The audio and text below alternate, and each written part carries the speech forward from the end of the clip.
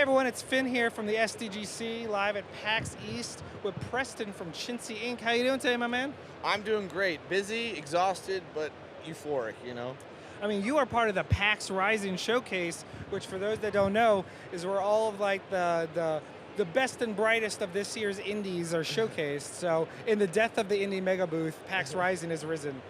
Yes. I mean, how did that come about? Did they approach you, or did you submit, or how does that work? Oh, so I saw their application. So I went ahead and entered a submission, and they got back with me and said that we won. You know, There you go.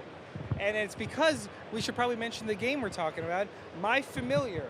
Yes, what sir. can you tell the people out there? What's the elevator pitch of My Familiar? So My Familiar essentially it's a buddy cop turn-based RPG, but it plays like a Super Mario RPG style game with a Teenage Mutant Ninja Turtle 80s, 90s dystopian noir aesthetic. Yeah, it's dope. Yeah. I played the demo. It was one of those things that just immediately caught my eye because the pixel art is so strong on this. Like the animations and the expressions are really nice. So what is your role on My Familiar? So I'm the executive producer.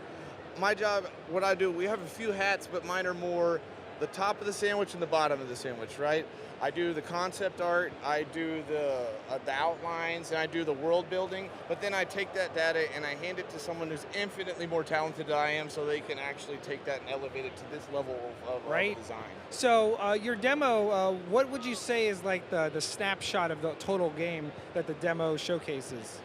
Let's see, it's about an hour and a half to 2.5 hour demo that goes across 2 chapters, and the chapters get more dense as you go. I would say this is closer to the vertical slice with a little bit of meat on the bones on the end. So we're aiming for a 10 to 12 hour campaign, but as we're booking it, we're probably going to be closer to 14 to 16 hours. And then once the game is released, we'll be adding little 2 to 4 hour contents over time, that's cool. Free downloadable content, not paid downloadable content, free. And then it'll extend the tail of the game, introduce some new characters, maybe the anti-heroes, so maybe some of the new characters, the people you beat up along the way, maybe spark the sense of change, There are some spoilers, but... So where did the concept come from? Because if you can see on like the B-roll or however we present it to the people visually, like it's all like you start off, the game starts and you're in the human world, and then something bad happens, and you're now transported into this weird like garbage-filled monster world, like kind of like an underworld style thing, but that's where you get your Ninja Turtle aesthetic from. Like everything's very, I could picture them as like Saturday morning cartoon action figures. Actually, one of the biggest influences, not just the Teenage Mutant Ninja Turtle world, but those action figures, the big bulky ones, the ones that you didn't snap the limbs on, like G.I. Joes, they didn't stand a chance, right? But the Ninja Turtles, you can throw them off a balcony, they're probably going to survive and still retain 90% functionality, right? We also did that with the pixel art, but a lot of our inspiration isn't just from indie games that you would think. The typical ones are, Super Mario RPG, Chrono Trigger, and those kind. But I also use a lot of the 80s, late 80s, early 90s comics and movies and mediums. So Who Framed Roger Rabbit, having the dual human world and the cartoon world were a huge influence. Also Jim Henson, anything Jim Henson. Always. From Sesame Street, where I grew up, I feel like, all the way up to like Labyrinth and Dark Crystal, where the characters were creepy and cute, and it's up to the context of like your exploration and getting to know them, whether you like them or not. Maybe you like some at the beginning, they turn dark and betray you. Right. Maybe the some they gravitate towards are actually some of the heroes at the end. So I think it's up to you as the player to sort through which ones you connect with and how you feel about them. So who's your favorite character, Whoopus or a super drunk detective?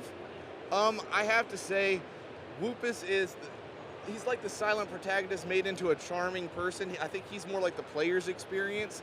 Terex, I think I relate to him more because, the gratuitous drinking, the half-assed, he's the typical jaded Antagonist.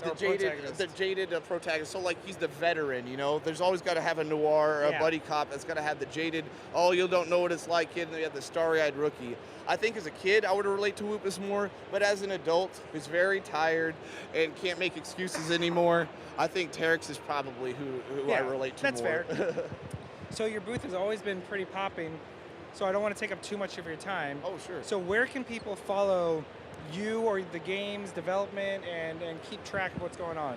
So first and foremost, the Steam page. You can download this demo there. It's going to work on PC, Mac, Linux, Steam Deck. It's in Unity, so we'll eventually be rolling out to consoles either around launch or behind launch sometime. It just depends on how it works out for me. You could also follow me on the dumpster fire known as Twitter, on My Familiar RPG. There you go.